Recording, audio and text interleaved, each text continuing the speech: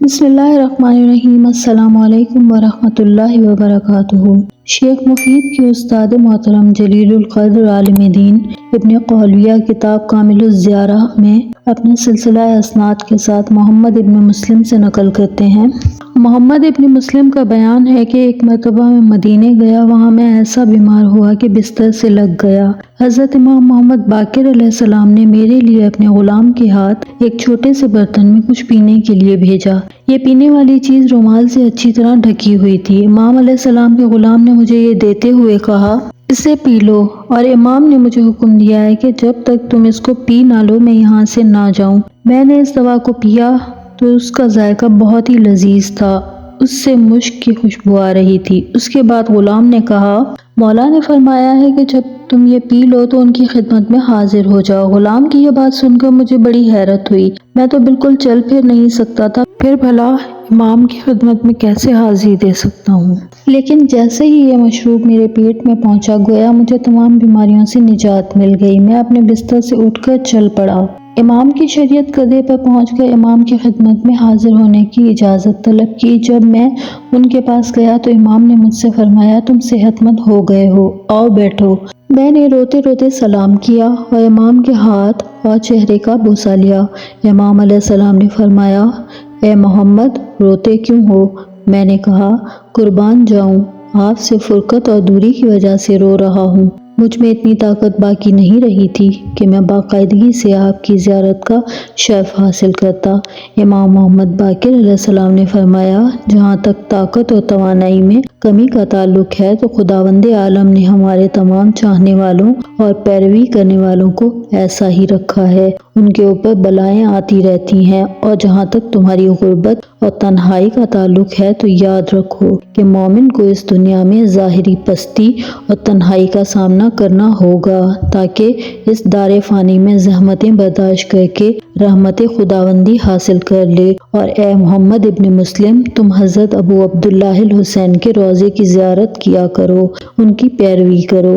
امام مظلوم کا روضہ یہاں سے دور دریائے فرات کے کنارے ہے، اور جو کچھ تم نے ہماری محبت اور زیارت کے شوق کی بابت کہا ہے اور اس سلسلے میں خواہش رکھنے کے باوجود طاقت نہیں رکھتے، تو خداوند عالم تمہارے دل میں پوشیدہ اس نیت سے آگاہ ہے اور تمہیں اس کا اجر و ثواب عطا فرمائے گا۔ پھر امام علیہ السلام نے مجھ سے دریافت فرمایا، کیا تم امام حسین علیہ السلام کے حرم مطہر کی زیارت پر جاتے ہو؟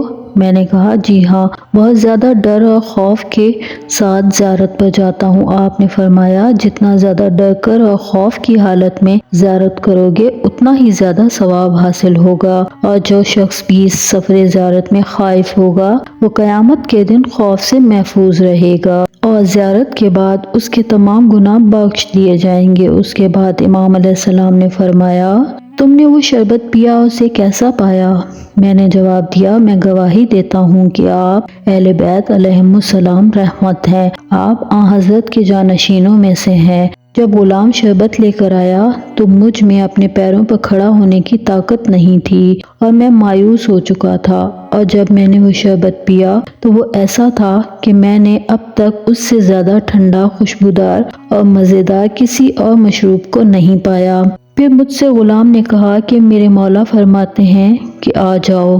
چنانچہ میں نے اپنے دل میں سوچا کہ اسی حالت میں جاؤں گا، خواہ میری جان ہی کیوں نہ چلی جائے۔ البتہ جب میں آنے کے لیے اٹھا تو گویا مجھے تمام بیماریوں سے نجات مل چکی تھی۔ چنانچہ میں نے خدا کا شکر ادا کیا کہ اس نے آپ کو شیعوں پر رحمت قرار دیا ہے۔ امام علیہ السلام نے فرمایا، اے محمد، وہ شربت جو تم نے پیا اس میں خاک شفا امام حسین علیہ السلام کے روضہ مطہر کی خاک ملی ہوئی تھی، اور یہ اتنی بہترین چیز ہے جس سے ہم شفا حاصل کرتے ہیں، اور تم اس کے برابر کسی اور چیز کو مت سمجھنا۔ ہم اپنے بچوں اور عورتوں کو اسے دیکھ کر بے انتہا فوائد حاصل کر سکتے ہیں۔ میں نے کہا، آپ پر فدا ہو جاؤں، ہم بھی روضہ امام حسین علیہ السلام سے خاک شفا لاتے ہیں اور اس سے صحت و سلامتی طلب کرتے ہیں۔ امام علیہ السلام نے فرمایا، بعض لوگ روزے سے یہ خاک شفا اٹھاتے ہیں اور بغیر کسی چیز میں لپیٹے ہوئے اسے یوں ہی لے کر حرم سے باہر نکل آتے ہیں۔ چنانچہ ایسی صورت میں جو بھی جن یا دوسرے حیوانات یا کوئی اور چیز کسی بھی بیماری یا درد میں مبتلا ہوتی ہے تو وہ اسے سونگھ لیتی ہے اور اس طرح اس کا اثر ختم ہو جاتا ہے اور اس کی برکت سے دوسرے فائدہ اٹھا لیتے ہیں۔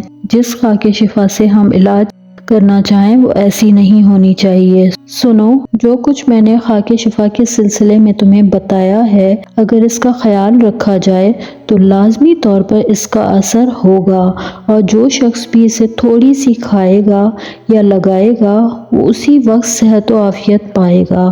اس خاک شفا کی مثال حجر اسود کی مانند ہے۔ حجر اسود پہلے یاقوت کی مانند انتہائی سفید تھا، اور جو بیمار یا تکلیف میں مبتلا شخص خود کو اس سے مس کر دیتا اسے اسی وقت صحت مل جاتی تھی، لیکن جب بیماری میں مبتلا افراد اور کافر جاہل قسم کے لوگوں نے خود کو اس سے مس کرنا اور رگڑنا شروع کر دیا تو اس کا رنگ کالا ہو گیا اور اس کا اثر بھی کم ہو گیا۔ میں نے پوچھا، قربان جاؤں، میں یہ خاک شفا تربت امام حسین علیہ السلام سے کیسے اٹھاؤں؟ امام علیہ السلام نے فرمایا، تم بھی دوسروں ہی کی طرح تربت امام حسین علیہ السلام سے خاک شفا اٹھاتے ہو۔ یہ خاک شفا کھلی ہوئی اور یوں ہی آلودہ جگہ پر چھوڑ دیتے ہو، چنانچہ اس کی برکت نکل جاتی ہے۔ میں نے کہا، آپ سچ فرماتے ہیں۔ امام علیہ السلام نے فرمایا، میں تھوڑی سی خاک شفا تمہیں دیتا ہوں، بتاؤ کیسے لے جاؤ گے؟ میں نے کہا، اپنے لباس میں رکھ کر لے جاؤں گا۔ امام علیہ السلام نے فرمایا، جو کچھ تم مجھ سے کہہ رہے ہو اس پر عمل نہیں کر سکو گے، لہٰذا جتنی مرتبہ بھی خاک شفا ملا ہوا شربت پینا چاہو یہیں پی لو اور اپنے ساتھ مت لے جاؤ، کیونکہ اس طرح یہ تمہارے لیے پوری طرح محفوظ اور سالم نہیں رہے گی۔ پھر اس کے بعد امام عالی مقام نے مزید 2 مرتبہ مجھے یہ شربت پلایا اور پھر کبھی مجھے وہ مرض لاحق نہیں ہوا۔